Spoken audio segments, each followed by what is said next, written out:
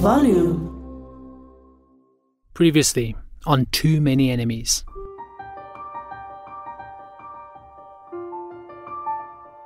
In South Africa, there are a very diverse range of motivations behind the assassinations. And there's also a very large, for want of a better word, assassination industry. So there are a lot of hitmen for hire, quite literally. He came back with two guns, actually.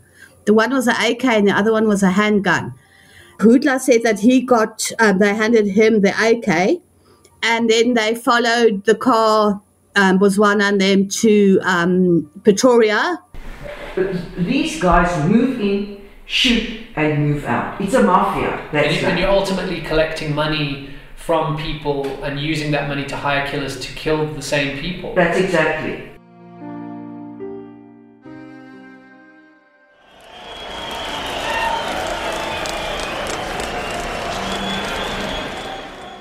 It is the 2nd of May 2015, and we are at one of the most important boxing matches of all time. It's time. Two legends. One destiny.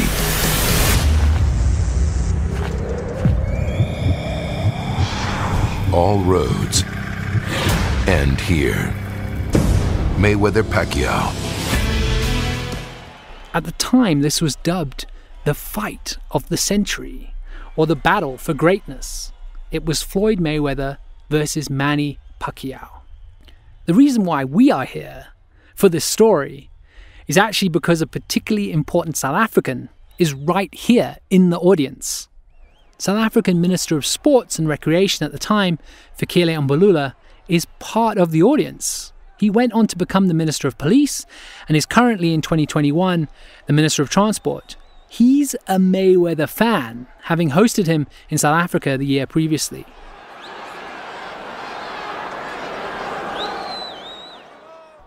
But how Fikile managed to allegedly fund his travel to get to Las Vegas to see this fight is more exciting than the fight itself. How did he get the funds? Well, of course, it allegedly involves the assassinated billionaire Wandile Bozwana.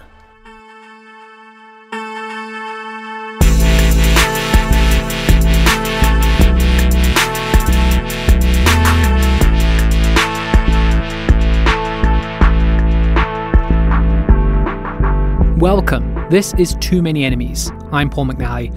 This is the final episode. In these 6 episodes, we have been looking at the assassination of billionaire Wandile Bozwana and what his murder means for the state of politics, crime and justice in South Africa today. We pick up the story in South African Parliament in 2017, when Fikile was then the Minister of Police. Point of order, Chairperson. This is a video taken off of YouTube, which shows Parliament in session and laughter is beginning to break out. Is it parliamentary for the Minister of Police to have earphones in his ears listening? Fikile is in the front row, white headphones firmly in his ears. He's smiling wildly with his mouth wide open. Continue, Honourable Member. Honourable Minister, please. Okay, take your seat. The whole of Parliament is now in hysterics, and Fikile still hasn't removed his headphones. Looks like he's enjoying the attention, laughing along with everyone else. Continue. House Chairperson. Honourable Steenhuisen. Steenhuisen, speaking here, is the leader of the opposition. You may have ruled it's parliamentary to have his earphones in, but I wonder if he could explain to us whether he's listening to Beyonce or Casey and Jojo. Thank you for your sense of humour. Continue, Honourable Member. I bring this video up to show that Fikile is this larger-than-life figure in South African politics. He styles himself Mr. Fearful, meaning that he fears nothing. This is Makuda Safara. He's now the deputy editor of the Sunday Times, and he was the editor of the Sunday World, which is a newspaper that closely covers the Bozwana case, particularly the connections with Fikile. Can I ask you just to put that on that? Right? Just on your lapel. I ask him, kind of meekly, to put on a lapel mic. Did you spray it? No, I don't have any spray. Despite me not having any sanitizer spray, Makuda graciously clips the mic to his chest and continues with his explanation of Fikile. How he speaks creates an impression of somebody who is fearless, and how he dresses is also something of interest. If you Google Fikile Mbulula clothes, you'll get pictures of him smoking a pipe, wearing gold chains, and sporting some outrageously shaped prescription glasses.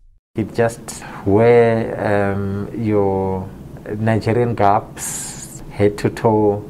His style is eclectic. He's unpredictable. But despite these eccentricities, Fikile is also a serious career politician. He was, at a point, the president of the ANC Youth League, and people who lead the Youth League often are expected to rise in terms of their standing in the ANC, and that, of course, is linked to their standing in government as a cabinet minister. As I said, he's occupied a number of posts. From the police, sports, to the Department of Transport, where he's at now.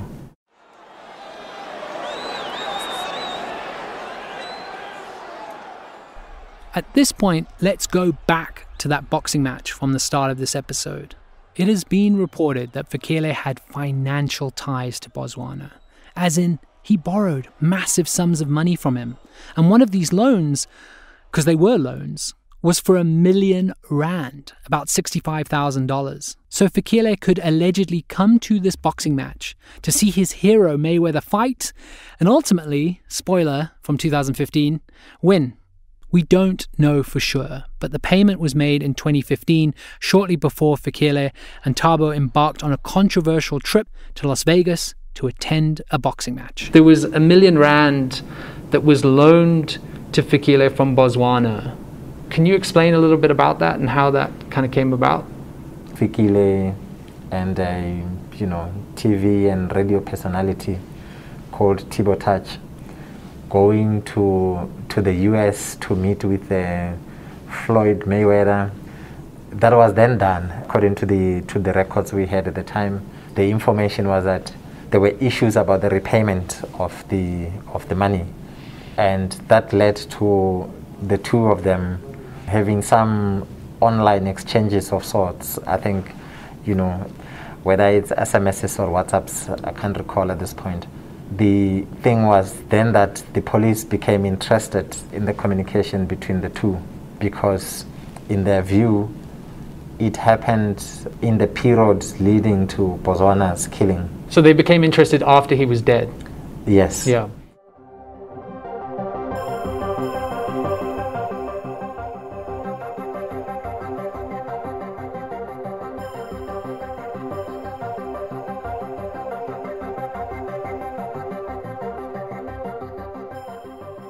Our extravagant boxing match was in May 2015, and Bozwana was assassinated in October of that same year. It was reported by News 24 that they had obtained court papers in which it is alleged that Bozwana had earlier instructed a Bloemfontein law firm to pay Thabo Molefe, also known as DJ Thibo Touch, an amount of R1 million. Now, this money was earmarked for Fikile. They just used Thabo's bank account, according to the court papers. Thibo Touch, just for people who don't know, how would you describe him? How would you describe him as an entity? Thibo Touch is a former DJ on the country's most popular commercial radio station. He hosted an afternoon drive show. Now, Fikile said at Bozwana's funeral, among other things, he was a generous man. Now, he's saying this about Bozwana. He was one person I could abuse financially and sometimes for political reasons. He said this at his funeral. The police wanted to understand his interactions with Bozwana. So in other words, they did an application to court so that they are able to access his movements, access his telecommunication exchanges with Bozwana and make an assessment on the basis of what they find, how to proceed with their investigation.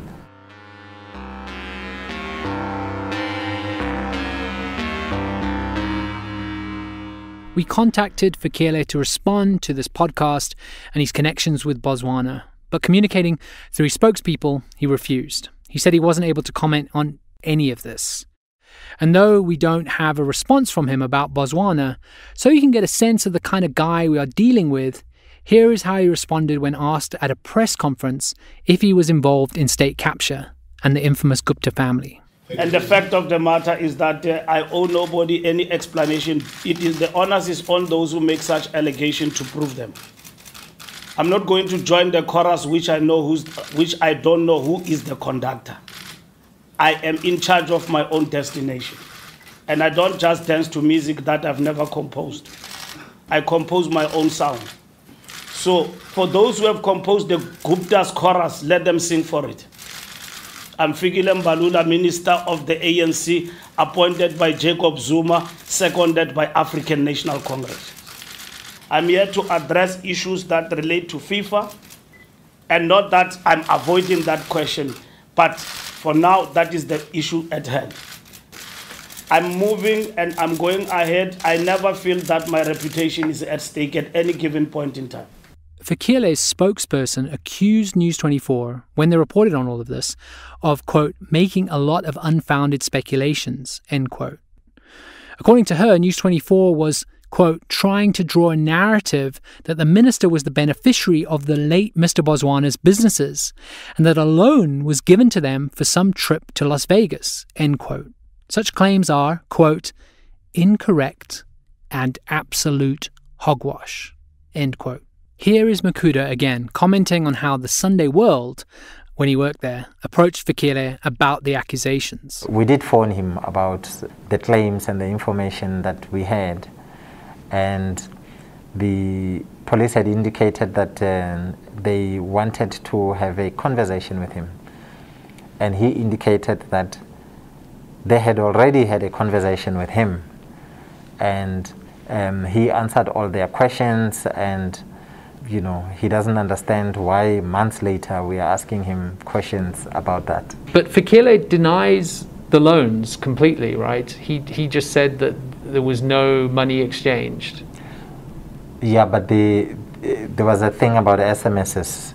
Umpu Baloy, you'll remember her as the woman who was in the car when Bozwana was assassinated, was shot herself and drove them both to hospital. Here she enters the story again. The ex-girlfriend of Bozwana did mention something about Bozwana being upset and having sent Fikile a number of SMSs, which is the thing that got police to be interested in Fikile's cell phone communication. So the police started tracking Fikile's movements. And I gotta say, where he'd been going and who he'd been meeting was astounding. Here we are, and I'm arriving at Emperor's Palace. It's just outside by the airport. It's a huge casino complex with restaurants, hotels, and we're walking past a huge emperor statue with a fake painted on blue sky with clouds. This is Emperor's Palace. The reason I'm at Emperor's Palace is to scope out where Fikile had a very important meeting with Bozwana 2 days before he was killed. Here's Makuda again. Yeah, in the period leading to the killing of Bozwana, yeah, there was a meeting. But there was a third person at this meeting with Fikile and Bozwana at Emperor's Palace. As I walk around, I imagine all three of them meeting in one of the conference rooms that peel off from the main casino floor. The third person at the meeting was, and I still can't believe it, Vusi KK Matabela, one of the co-accused on trial for Bozwana's murder.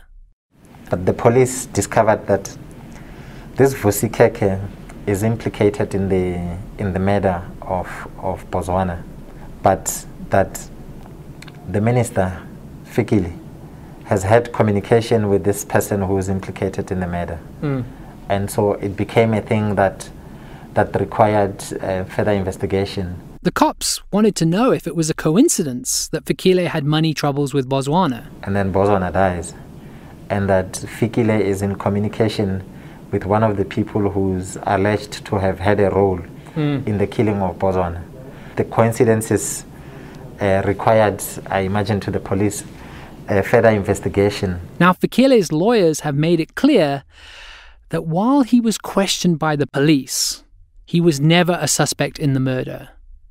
But the question remains, why would a senior minister be at a meeting in a casino with a billionaire and the person who would later be put on trial for his murder? Fikile's explanation is as follows. Fikile did explain that there was a friendship between them, but he didn't want to go into detail, so, it just left too many questions unanswered. Bozwana was his friend, and Keke is his friend. Fikile is friends with both these men. Yeah. And so if the three of them are meeting, why must we read anything into that? As far as we can tell, Bozwana hadn't been paid the $1 million back at the time of his death. Umpu Baloyi said in an extended statement that the meeting at Emperor's Palace did happen and that she saw Vusi Keke at that meeting.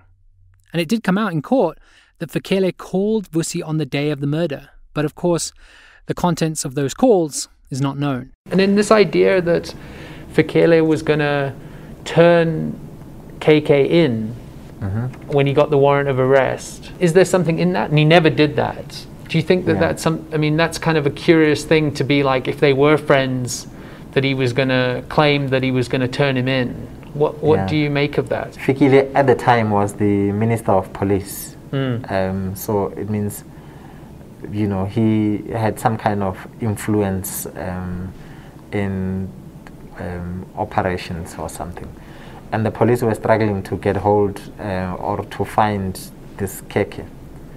And there was a thing but Keke and the minister have some kind of relation. So if they are struggling, are they really struggling, or are they not just getting through to him because he has a relationship with the minister?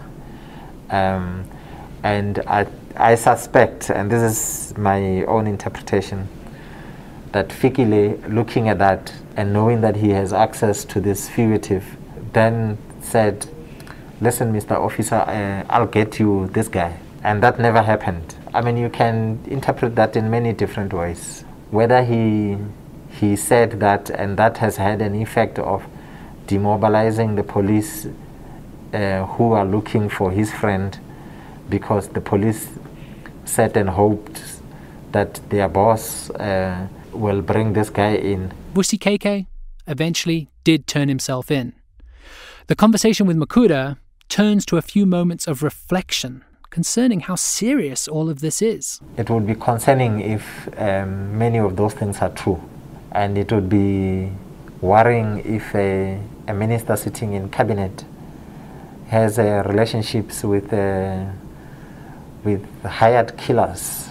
And it's important to get to the bottom of the matter, so that if Fikile is not involved in any of those things, and that the connections between him and Vusi and other people are just coincidences, then he must be cleared, and the police must indicate that the minister is not involved in any way. And if he is, and if they prove that he had any role, or that the monies owed between the parties influenced anything that had to do with Bozwana's killings, then there must be consequences for his actions.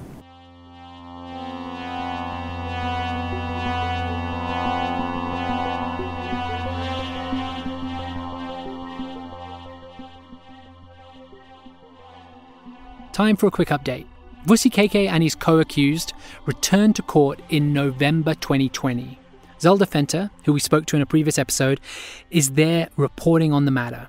they are still going through the cell phone records between the co-accused, just like when I visited court in a previous episode, and something is revealed that is a huge blow to the state's case.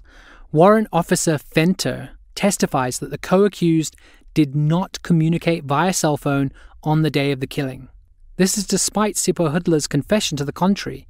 He said in his statement that Vusi phoned him on the day and said, quote, "We must still carry out the job," end quote. Though, like we've said before, Hudla has claimed that his confession is untrue and that the police forced it out of him. I went back to private investigator Mike Bolhuis, who we met in the first episode, to get his opinion on if Vusi KK will be convicted. The chances of him getting out is, I don't think it's easy. Really? I don't think it's easy. And the chances of more cases being added against him is very good. And the chances of him being found guilty is great. Okay. Because all of us working on this case together is a very effective, non-corrupt group. And you're confident with the police that you're working with that they're not corrupt? Yeah, we wish we can work with every single case like that, but unfortunately you just can't. But in this case, I'm extremely confident. And on top of that, the political side of the case involving top ANC politicians, will we ever see an arrest? The accusations and the evidence have simply been left hanging in the air.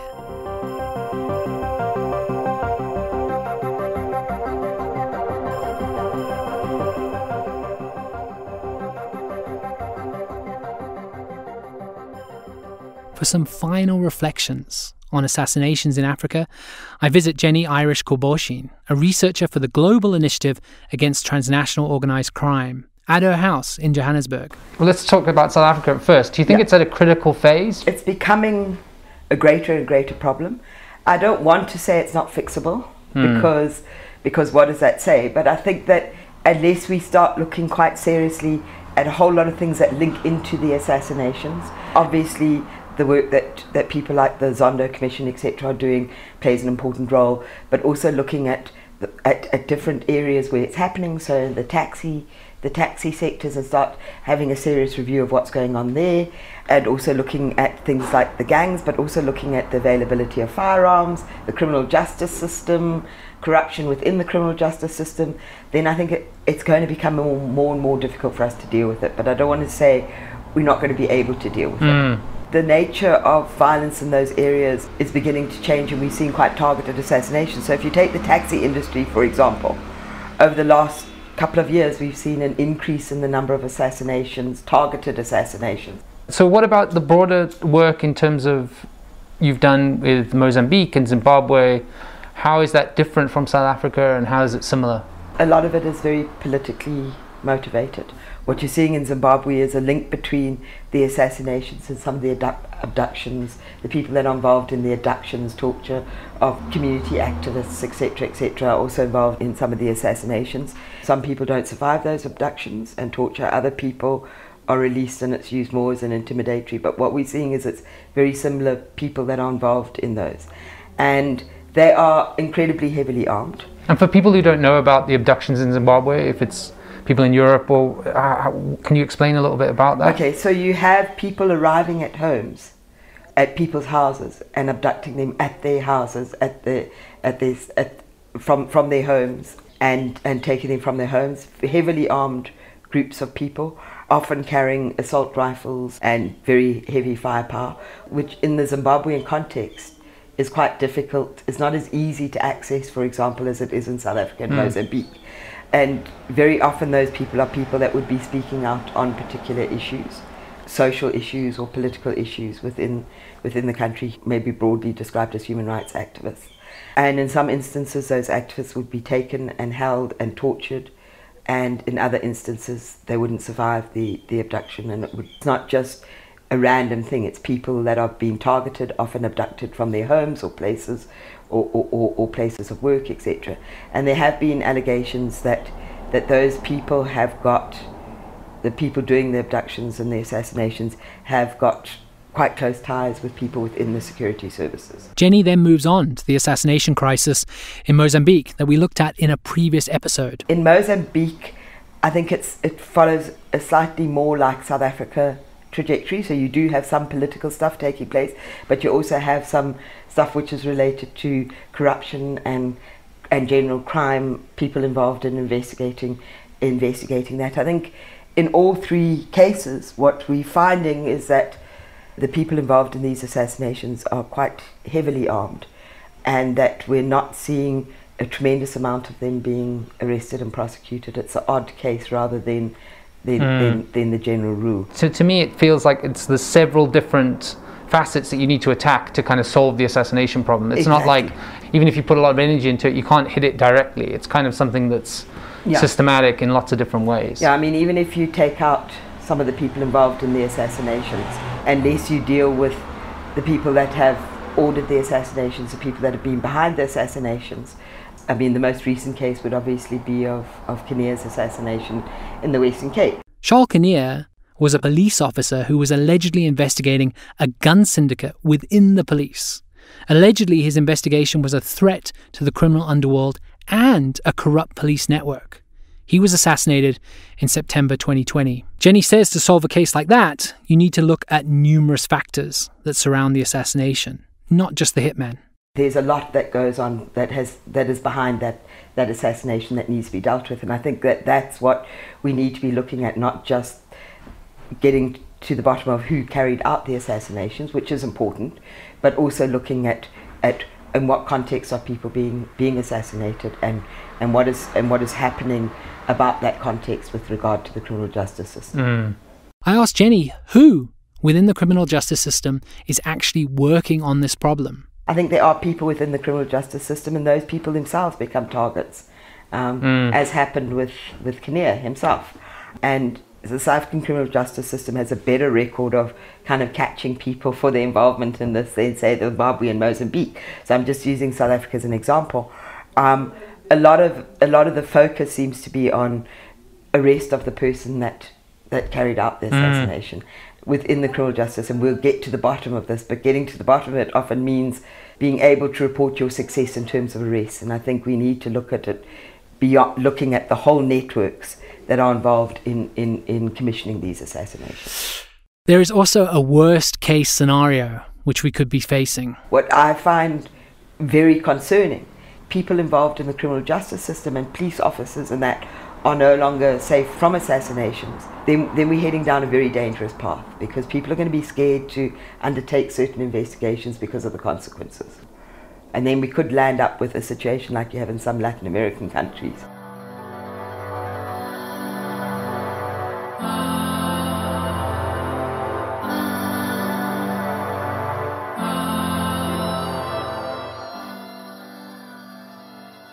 We end this series at Bozwana's grave.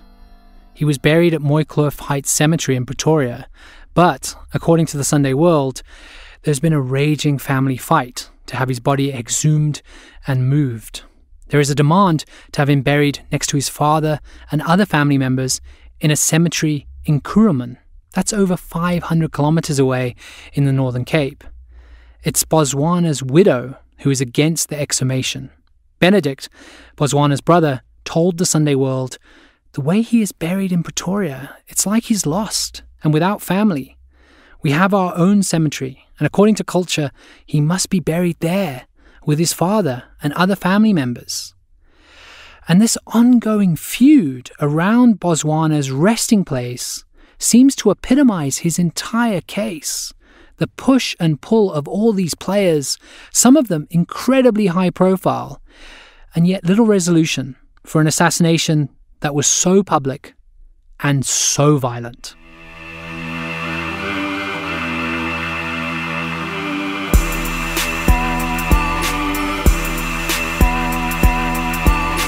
You've been listening to Too Many Enemies. This podcast series has been produced by me, Paul McNally, and podcasting company Volume. It's brought to you by the Global Initiative Against Transnational Organised Crime in partnership with News 24. You can find out more about the Global Initiative by visiting globalinitiative.net. That's globalinitiative.net. We would also like to acknowledge Supersport, the author of the advertisement heard in this episode. The advert was originally posted on YouTube on the 24th of April, 2015. The music for this series was composed by Oman Mori. This episode was mixed and mastered by Gwynch Sarame and Richard Rumney. Goodbye, and thanks for listening.